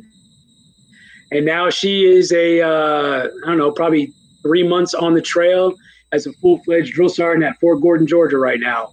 So, and she's loving it. So, and I think her, there is another drill sergeant Hockenberry out there. Absolutely, man. And she's going to be, I think she's going to be a warrant officer. I think that's where she's going to go if she decides to stay in. So she's definitely in the right career track to do that. She's got some good mentors out there in the Ordnance Corps to get her where she's at. My son stayed with my ex-wife in California, so he's out there. He's got a job, living at home with the grandparents and the mom. And then Lauren and I have 2 children, Mason and Madison. Both of them are in college here in San Antonio. Mason recently joined the National Guard and is in the ROTC program here at UTSA. So he just finished up using his benefits from my GI Bill last month or last January. So I was like, hey, you need to figure this out. You either need to get contracted, get a job, or something, because you're paying for college. I did it for the first year to get you set up. So he decided to go National Guard. So the National Guard sent him off to basic training AIT last summer, where he chose to be a 88 Mike because it was the shortest MOS to accomplish and get back here to school. So he will actually contract. I think his contract stuff should be in this month. So he'll contract. He'll be a full-fledged cadet instead of a PFC at his National Guard unit, and he should commission sometime late next summer. I mean, either next summer or next fall. He'll commission. Don't know if he's going to go active or stay National Guard or reserves, but his goals are to join the FBI. So he's been wanting to do that for a very long time. That's his kind of goals. So he's on that path to do it. We'll see what happens. Everybody changes their mind along the way, but he's doing great. And then my daughter Madison she's finished her first year of college, so she's going into her sophomore year just this month. They just started off with physics of all things, but has changed to psychology now. But I think that's going to change again. I think she may want to be a teacher or something. So she hasn't made up her mind yet. But man, I'm truly blessed, man. I got a great family. I got great kids. I couldn't ask for anything better than that. Really, really, really blessed, man. Of all the things that they've been through, all the places we've been, all the turbulent times, kids are resilient, man. They really are. And, and now they get to see the other side of the world outside of the Army. And they get to see, man, we had it well while we were living on an installation or a post somewhere. And now being in society and kind of seeing some things that really they hadn't seen before it's kind of eye-opening for them. So it's kind of good that they got to see both. They're kind of sheltered as kids growing up as Army brats, but now as young adults, they're experiencing some other things on their own. But the Army gave them a good foundation to deal with some of those adversities and challenges. So again, man, good kids, nothing, great wife. My dogs, on the other hand, are another issue, but everything else is good, man. I got a great family. I love it. So tell me about being airborne. At some point, they sent you to airborne school, and you also ended up in Alaska, which is a very elite assignment, and you spent a lot of time at 3rd of the 4th. Tell me about that part. Yeah, so I tell you, man, a lot of people think that I spent, because I wear the 82nd patch and I'm a master blaster and all that stuff, and I talk the talk and walk the walk, that I spent all my time growing up in the 82nd. Man, I didn't. I was a light fighter through and through, but I was not. I was a leg man. I was a dope on a rope at my first assignment. Did some SP time, some heavy time, and then went back to light again. And then when at Fort Drum, I had won the division STB. I guess it's STB, but it was division troops at that time. I won the NCO of the year, so I got to go compete for NCO of the year at the division level. And Sergeant Major Harper was the battalion sergeant major at that time, and a great mentor of mine. That, in fact, I just reached out to him a few months ago on LinkedIn. Awesome dude, man. It was funny because my platoon was in Panama with our supported unit and doing a jungle rotation down there for the jungle badge, and when they gave it out and all that time. So we went to the jungle school and we did a normal rotation down there in Panama. And he called me and he said, "Hey, because you won the DSTB NCO of the year, at that time we had a lot of school slots to do a lot of different things." He's like, "What school do you want to go to?" And I was a staff sergeant. He's like, "What school do you want to go to?" And I was like, "Sergeant, I want to go to airborne school." So he's like, "All right, when you get back, you're going to go to airborne school, man." So we got back from Panama. A month later, man, I was on a bus from Fort Drum to Fort Benning, because that's how they got you there. Cheapest way, no plane. They put everybody that was going to airborne school from Fort Drum, Ranger guys, Ranger assessment dudes, anybody going to Fort Benning, they put you on a bus. So got to Fort Benning, was an NCO already.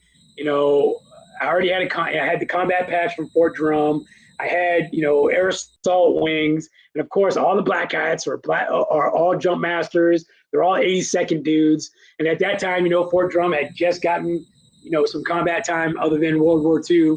So from Somalia. So we were the hottest shit on the street, right? So we got down there and I was talking smack, man. I was talking smack to all the black hats. It was just fun, man. It was a fun environment, but I got smoked all the time as a staff sergeant, which to me was fun, man. It was fun. All the privates coming out of school, all the cadets that were in there, they were enjoying seeing an NCO get smoked all the time. But I let them know, man, I was coming down there to do this, but first and foremost, I was an air assault guy, right? Until I went through the school and drank the Kool-Aid, and then I know which way to wear my badges on my uniform, unlike some guys down there at 101st, right? but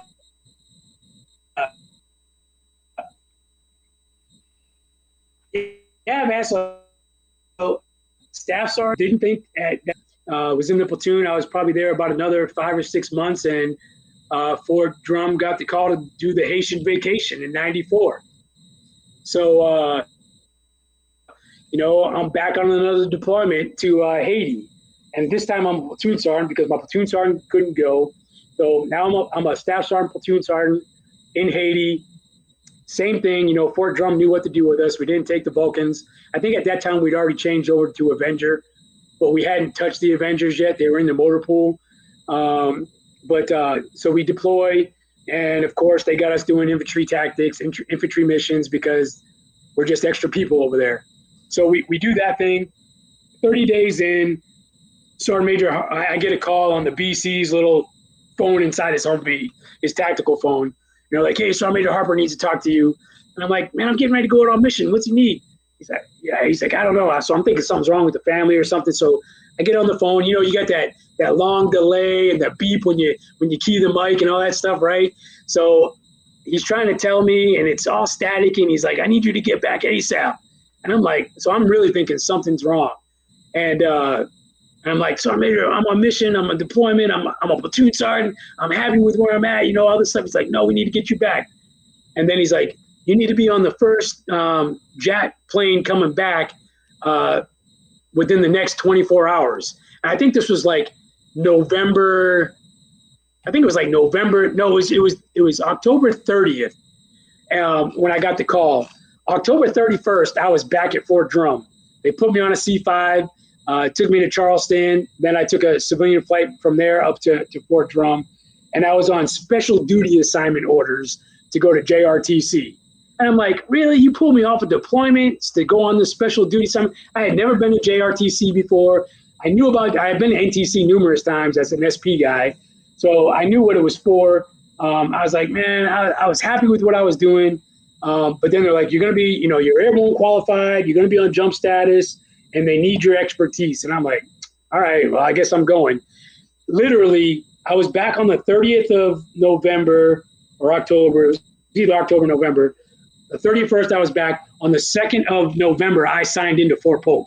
That's how the unit had PCS me. They cleared housing for me. They cleared transportation. My ex-wife didn't have to do anything. I mean, the unit did everything, man. And I'm like, damn, this is a really high priority assignment, I guess, And that Fort Polk, Fort Chaffee, I think they had done 1 or 2 rotations at Fort Polk, so they were kind of new in their infancy at Fort Polk. But I was like the first non-82nd Mafia guy to infiltrate the 88 OC team.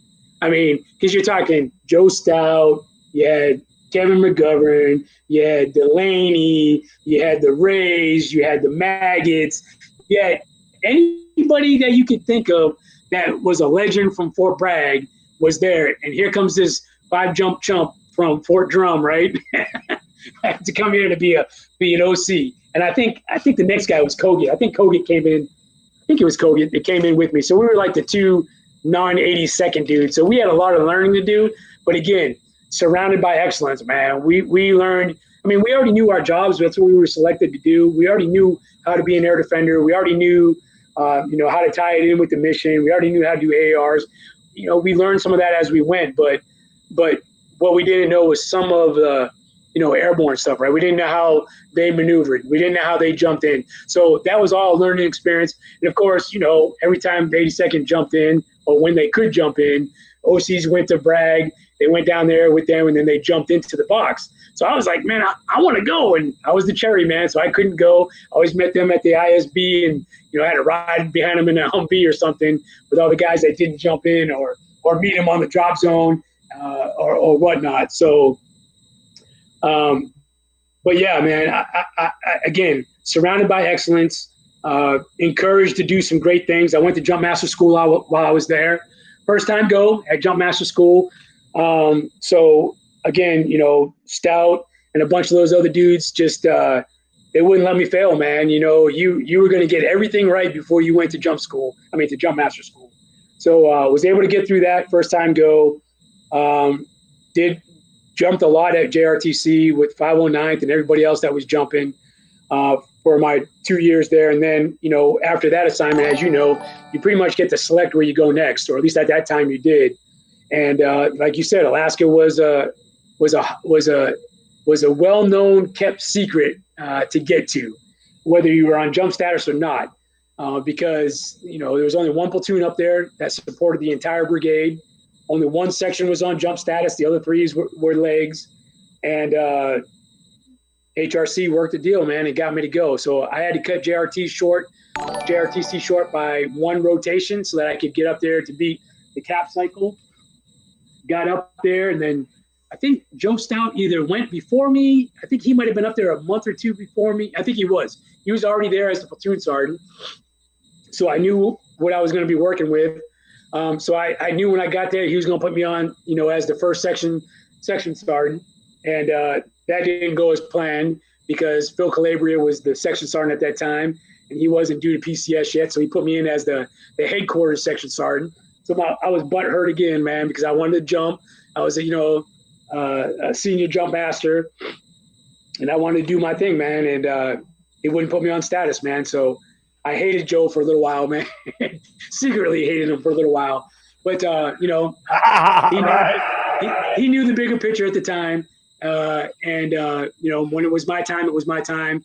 And it was perfect timing, man. When Phil Calabria stepped down to PCS, dude, I was given a gold mine, man, for a section. You want to talk about some legends and some people that you probably should interview: Marlon Beach, Joe Purcelli, Jerry Francis, Tom Gore, who was an infantry guy that came to ADA. I've had it good my entire career of having just the right people around me, man. And I will tell you, again, it didn't take us long to be running all of Fort Wainwright, man. Everybody knew the Arctic Stinger platoon. We branded ourselves. We had our own freaking shirts. It was like if you were anybody, if anybody knew anybody, you were the Arctic Stinger platoon. Whether you were a jumper or you were a leg guy, you know, the platoon had a reputation, man. Some good, some bad, but we mostly good. And the cool thing about it was, I was a jump master at the time. The Army had changed its rules for being a DZSO. So we did a lot of our own jumps. So it was us and the MP platoon were on jump status. And then HHC Brigade, the brigade commander and his team were the only ones that were on jump status on all of Fort Wainwright. So there wasn't a lot of us. The battalion down at Fort Richardson was full status, but we were just little sections of jump status. So we kind of got the cool jumps, the CH-47 jumps and, the -1 jumps and the cool stuff. And, we got to do our own stuff. It was platoon jumps sometimes, so it was cool. But the Army at the time had changed its rules for running the DZ. So not only did you have to be Jumpmaster qualified, but you also had to be Pathfinder qualified to jump Army aircraft or to call in Army aircraft. So, of course, none of us were Pathfinders. We weren't going to be able to go to Pathfinder school because we weren't an MOS that was eligible to go. But the funniest thing was the brigade's commander said, if you can find a way to get to Pathfinder school, we will pay for you guys to go. The Jumpmaster team, right? So that was me, Marlon Beach, Joe Stout, I think Jerry Francis, I can't remember. It might have been one or two other of us. And I was like, well, let me do some research. So I started doing some research. I tried to find out who the battalion commander was of the schoolhouse down at Benning. And lo and behold, the battalion commander of the school, or the brigade commander of the schoolhouse at that time, was the battalion commander of who my platoon went to Panama with when I was at Fort Drum. And our platoon, our Vulcan platoon and half Stinger platoon, smoked his scout platoon on the land navigation course at Fort Sherman in Panama. So, if you've ever been there, that's probably one of the most treacherous obstacle/navigation courses out there. And people are timed on how fast they do it. Our 88 platoon beat that infantry battalion's scout platoon on that course. So he said, hey, if I could ever help you out, he's like, you will all, we were like we were like legends in his battalion at drum from a different battalion. And lo and behold, he was the brigade commander. And I wrote him an email and I said, "Sir, I don't know if you remember me, but blah, blah, blah. I'm Staff Sergeant Hockenberry. I was your guy that, took on your scout platoon at Panama. I was like, if there's any way that you can pull some strings, I'm up here in Alaska. The Army's changed its rules. I need to get to Pathfinder school."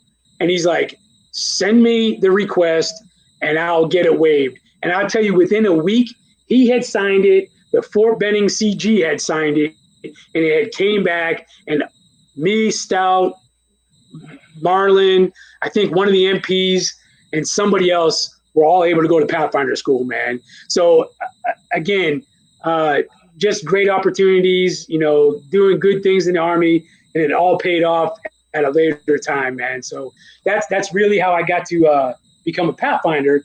And then up there in Alaska, man, when you're a Pathfinder, you can make your own drop zones. You can call it. You don't have to have a drop zone that's surveyed by the Air Force. If you're a Pathfinder, you go out there and survey your own. Dude, we were doing jumps, legally. I'm going to tell you 9,999 feet AGL out of CH-47s, just on drop zones that we would come up with their own names because it wasn't a drop zone. And then we would do drops on LZs that were big enough to land a C-130 on, but nothing else, and nothing else on sides. And some of the guys will probably attest, Firebird, LZ. Remember one time we saw Major, the Bear came up, and when he was a regimental sergeant major, to come up and visit us for a live fire, and he jumped with us on that DZ twice. So, I mean, just phenomenal opportunities, man, that I was given, just serving, man. And so, yeah, so jump status at JRTC, jump status at Alaska for a few years.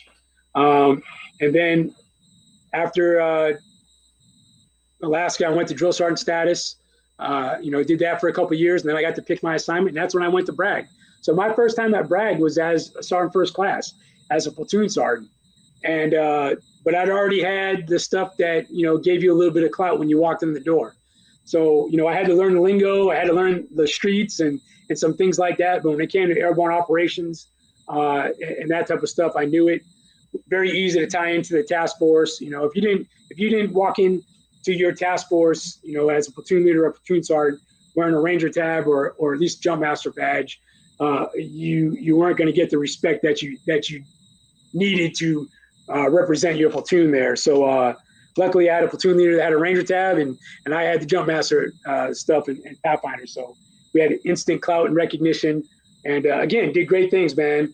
Crazy thing is, I was there 12 months and the E8 list came out, and I think at the time there was 11 of us and 3-4 that made E8, and about 7 of us were brand new. And HRC said, all right, anybody that's got less than 12 months is going to stay. Anybody that's got 13 months are leaving.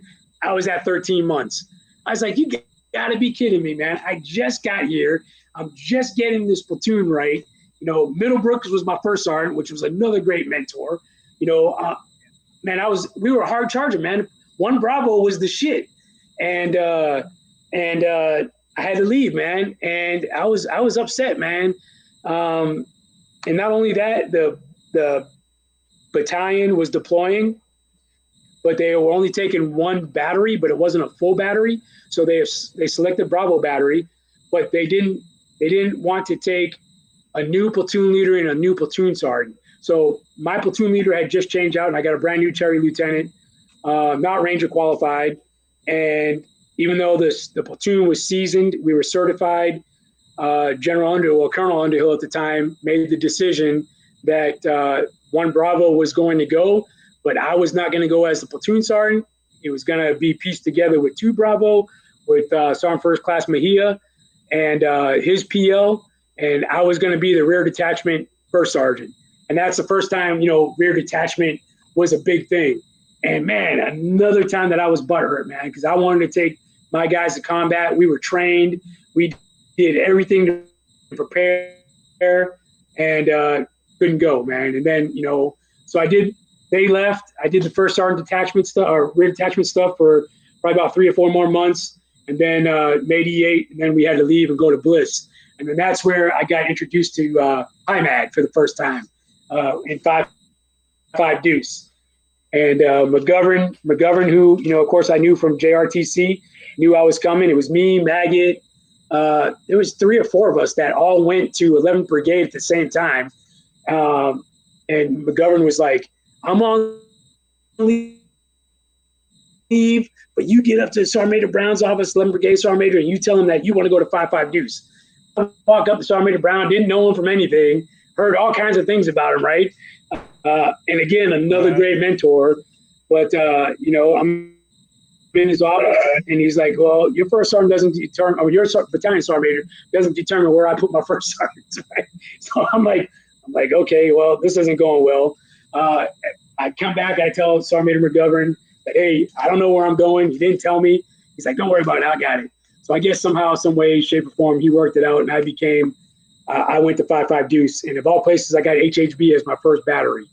And, man, again, another great assignment, man, with some great leaders. Sergeant Major Matty was the S3 Sergeant Major. I had McGovern as the battalion Sergeant Major. I had Fischetti as the battalion commander. All the first sergeants were either Jumpmasters or former drill sergeants. We had all drank the same bathwater in some way, shape, or form. And I remember Colonel Fischetti bringing all of us in that. He came from Bragg, and he's like, look, 652 5.5 Deuce had some issues coming back out of the war. And that's when I got there. They had just come back. So they were dealing with a bunch of congressional, probes and all kinds of stuff. And I remember Colonel Fischetti telling us, he's like, look, he goes, I need your guys' leadership here in this battalion. He's like, you do whatever it takes to fix it. Just don't put me in jail. That was his exact words to us. And I'm telling you, man, he allowed us to really change the environment of that battalion for the better. Because like I said, they had gone through some pretty rough times and, brought in a lot of shore rat experience that really changed the culture, in my opinion, of HIMAD in general, man. During that time, that the 2004, 2002, 2004-ish time, I remember going to the field with my battery commander, and he said, hey, first sergeant, let's go out there, and I want to do a recon before we take the battalion out. So he takes me out, and we're out somewhere out in the desert, man, out at Fort Bliss, and he shows me on a map, and I'm looking at it, and I'm like, okay, well, there must be a lot of cover and concealment or something here. We pull up, man, and it's like a freaking highway. It's a flat space. There's all these roads that are intersecting, major roads on like hard improved roads, not dirt roads, but hard improved roads. And he's like, yeah, we're going to put the battalion right here. And I'm like, sir, we're not doing that. He's like, no, we got to do that. And I'm like, tell me why everything has got to be level. And, the battalion commander likes things where, he's not getting, stuck on stuff. And I'm like, that's not what the battalion commander told me. I was like, all right, I'm not the HIMAD expert. So I don't know how all that, the ECSs and all that stuff works. But I do know field craft. And we're not putting our battery in the middle of this freaking huge intersection. So he's like, all right, well, all right. And he was all nervous about it. But yeah, I went out with every RSOP as the first sergeant. I was part of the RSOP team. And we made sure that we put every time we went out, we put the battery into a tactical location. Behind berms, off major roads, the RSOP would go out and they would put chem lights and put these big engineer tape arrows on these bushes to show the convoy which way to go. And I would go behind the RSOP and I would take all that shit down. I'm like, no, you're going to learn how to read a map. You're going to learn how to use a plugger. You're going to learn how to get to your location without being told how to get there.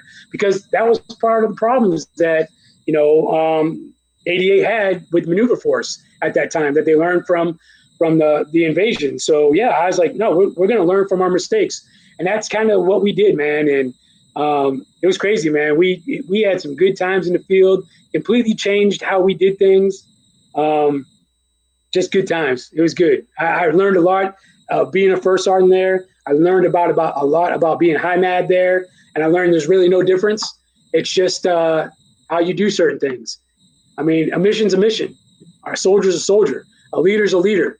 You know, you might have different equipment, but it doesn't mean you can't do things differently. And that's what we did. We brought a different aspect to the way things had been done in the past. And I think it really raised the morale of the battalion. We went through some growing pains. There was a lot of time where, Convoy 2 got lost because they didn't see those big engineer tape arrows or chem lights where they thought they were going to be. And, the battalion commander was pissed because he didn't have the whole battery in one location when we were supposed to be there. But that went away. That went along with learning new things, how to do new things. So just good times, man. Some great times. Yeah, right. Training is very, very important. Tell me about some of your peers that you grew up with. Who were some of those names that you talked about Foley earlier? Who are those folks that were running alongside of you? Man, I tell you, well, you're one. I mean, heck, we were young E5s together, right? And then I always aspired to be you. You were the guy that was out on the barge. You had the first combat experience of anybody that I knew at that time. Out there, you had 82nd. You had all the stuff to talk about. So yeah, I learned from guys like you. Not necessarily my same rank. I learned from guys that were a step above me, even troops that were below me, man, that were lower ranked than me, that knew how to do things a little bit better than I did. So to put a name on something, it'd be hard, and I wouldn't want to make it an injustice out there because I've had a lot, and I don't know who's listening, who's not listening, and I don't want to forget anybody. But man, my memory is not as good as it used to be. But I've had some good dudes, man. I've had some good leaders.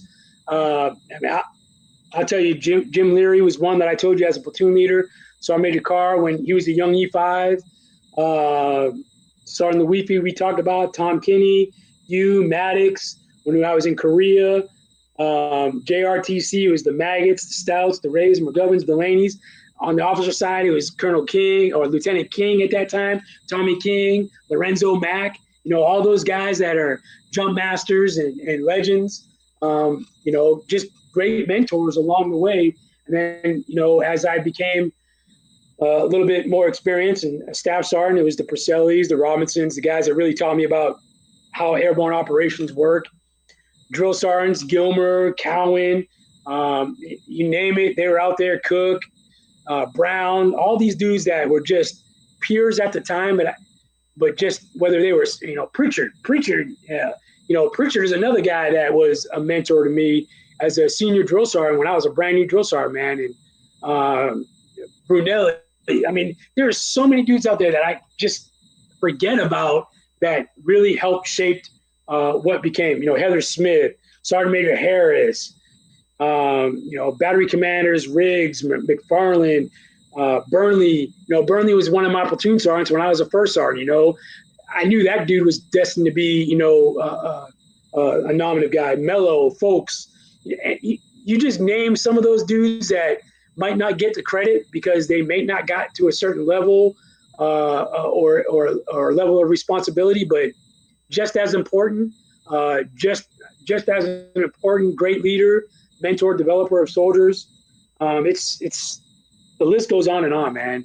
I was listening to James Ross's interview with you, and he said one of his joys was watching some of his guys become sergeant majors, and it's the same thing for me, man. Joyous when you see your former privates that you were drill sergeants for becoming sergeant majors now, right? Same thing with like Steve Rogers and I, been a mentor my whole career. Hated him when I was a private, had him again as a leader when I was at JRTC. He was a master sergeant and I was a staff sergeant. And then, it just grew from there. When I was a drill sergeant, he was a battalion sergeant major. And, I would tell him the best privates with the best PT scores that were coming, and he would snatch them up, when they came into Fort Bliss. And so, I mean, it just goes, there's so many out there that, like I said, the Wiggins, the Carrs, there's so many out there that I know I'm forgetting, man, but they've all been an impact to me, as well as I know many others. And there's probably many more out there that I haven't mentioned, but the joy of seeing somebody become a sergeant major, getting to the pinnacle of where you were in your career, has got to be probably one of the best things I've ever been able to be a witness of. So again, privates becoming sergeant majors, first sergeants that I had in my battalion that came back and was the battalion sergeant major of the battalion that you were, they were the first sergeant for you in that battalion. So Booths, Sergeant Major Burnell, was one of my first sergeants. Hayward, from Bragg, that was one of my first sergeants in Korea that, again, man, it's just good to see people succeed and make it to where you're at. Peers, like I said, when I got to MCOM, I distanced myself away from the branch not because I had to, but just because I wasn't focused on the branch no more. I didn't forget about where I came from. I was a mentor to, people that I was a mentee to. So I didn't forget about them, but I had to focus on something else. But the cool thing about it was where I lived, the other guys in the branch that were nominative, Foley, became, a nominative guy. He was my neighbor in Hawaii. So he kept me tied into, what was going on in the branch when he was the 94th AMDC, 94th AMDC CSM. And then, Dodson, when Dodson was there, he was my neighbor. So the cool thing is everybody rotates into the same house. So all the air defenders came to that same house. And so, you knew everybody. So you still were tied into the branch. And then, when I was in MCOM, same thing, as these guys went out and did other things outside of the branch or got to higher levels, I was able to, help them out on certain things, when it became MCOM stuff, like, hey, look, here's what's coming down your lane. It's an MCOM thing, but, just keeping you on the loop on stuff. So, to see Burnley become, and Foley become, the installation CSM at Fort Sill, it's awesome, man. It's awesome to see your peers succeed, but it's also better to see your subordinates succeed, man. It's just a good feeling that, that they got things right too. Yeah, right. Big time. And many times watching our subordinates succeed is a validation of the time and energy that we put into them. And it's kind of like our own children. Where do you see yourself, 10 years from now? What's going on in Tim Hockenberry's life in 10 years? Well, let's see. So, I had a 30-day plan about 30 days ago, but that didn't come to fruition. The 30-day plan was my wife and I were going to buy a new RV. We were going to sell our house here in San Antonio, and we were going to push the kids out and let them fend for themselves because, like I said, we've given them a year of benefits. They have jobs. They're in school. They're well enough to succeed on their own. But that 30 days, even though it sounded well, it didn't work as well. We did put some things in motion. We got a new RV, so we put things in motion, but we've turned the 30-day plan into a 3-year plan. So when my youngest is done with college and on her own, we're going to downsize, man. I'm not going to say we're going to live off the grid, but we're going to sell this big ass house. We're going to get rid of a bunch of shit that we've accumulated. And we're going to live in this big ass RV that we got. And we're going to probably go buy a small piece of land up in New Hampshire because I like the Northeast, but I don't want to pay Massachusetts taxes or live in that liberal state because New Hampshire has some conservative values and views, and there's no taxes up there. So I can live on the border, enjoy the freedoms that I enjoy, and then come down south to Boston to see the Red Sox and the Patriots play, eat some good seafood, and then go back up north. And then travel in the RV to wherever the kids and the grandkids may be. So that's the 3-year plan.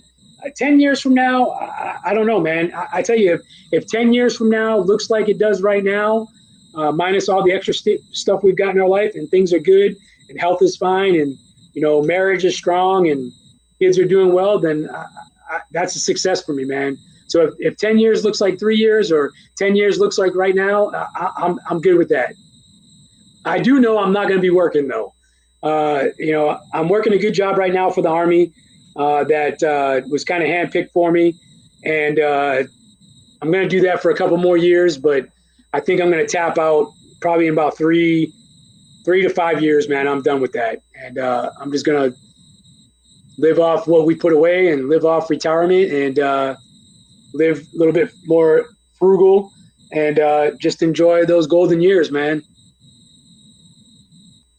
Well, while you're making the money, go to formerforce.com and donate. Okay. We need your donations. Me and Joe, I we hear you, man. appreciate it. We appreciate it. Hey, dude, it is so great to catch up and to listen and get your stories. And you are a special guy in my life. You were one of those first guys that I looked around. I was a young sergeant when I got to Korea, and you were a peer of mine. And remember, we were learning our senior gunner checks together. And I mean, dude, being a Vulcan senior gunner ain't no joke, man. That's a deep thing to be involved with. And we were competing, and remember the VACR tests and all that stuff, dude. We were hot rods back then, man. Absolutely. That's what makes us better, man. Competition breeds excellence, man. That's I know I'm not the one that coined that phrase, but I'm a firm believer of it. And when you got peers that are in it together and not out for themselves, and you can compete against each other and the best person wins, then, there's nothing better than that, man. I mean, you're there to help each other out. You're there to succeed. You're there to make the mission go. And if you're training soldiers along the way and you get the accolades of being the best or the second best, or you're competing to be the best, that's all good stuff. As long as it's under those terms, man. If everybody's in it for the same reason and the competitiveness is friendly, then, that's what makes the Army fun. And I think, for the most part, that's what I've been around, man. I have not been around too many people or too many units where they didn't have the unit mission or their soldiers, hearts and minds in their own minds in the way that they developed training or, recognized or, took care of them or whatever. I mean, there's been a few bad leaders out there, of course, but, they get weeded out over time. And they'll get what comes to them over time. But for the most part, man, I've really been blessed, man. I there's no other way to say it, because it's definitely not me. A high school dropout that joined the Army and left with a master's degree that has kids that have graduated high school and in college. I mean, it's all good, man. It's all good. I love it, man. So let's begin to think about closing this out. One of the things that I would love is if you were to kind of call your old fictional unit to attention and maybe sign out. I think that would be an interesting thing to have on video. And soldiers love to hear their leaders' voices, right? We love to hear that. And maybe you could pretend one time. You can just stay seated there, and then any final words you have, and we can close it out. Yeah, absolutely. Well, I tell you, man. First of all, I got to give you credit, man. I think this is a great, podcast or what you're calling it for the legacy of some of us that have already been there. That I know a lot of younger troops and leaders are watching to kind of hear our experiences and the era may be different, the time might be different, the equipment might be different, but the experiences are probably the same. Names are different and things like that. But for you to kind of like get us to let our hair down a little bit, because some of them might not have heard those stories before, just to kind of like, these guys are human. These guys did go through some of the crap that we've been through, or the challenges that we've been through, or even facing the adversity that we're facing now as leaders. It's a good thing, man, because you're reaching a huge population. You're bringing in some guys that are not just air defenders that people can learn from. So kudos to you, man, and your guy there. Just phenomenal job. Keep it up. I watch him every time I can. I go back and see the archive and kind of watch again and kind of see what guys talked about. Matt Sarver, I got to give it to Matt Sarver, because I watched his, and man, he recognized me a lot. I didn't realize I was that much of a mentor to him and a few other dudes. So again, man, it's incredible to hear some of the guys that, you know, got you to where you were at, but you just didn't realize how important you were to them either. And so it goes both ways. So again, keep doing what you're doing, man. This is great stuff. I hope more people get to see it. I hope you get to interview more people. I hope you get to interview not just some of us that made it to higher levels, but some of the guys that I mentioned that have experiences and tremendous stories of division and just the branch itself that can go a long ways, because there's a lot of them out there, man. They all don't wear 80-second patches. And I think you know that based on some of the guys and girls that you've already interviewed. But yeah, man, this is great. I appreciate it. I know you asked me a few months ago to get in here, but I had to work something for the SMA and just couldn't do it. So, you know, he trumped us on the date time group that you asked us for, and this one happened to work out. So I'm glad I got to participate.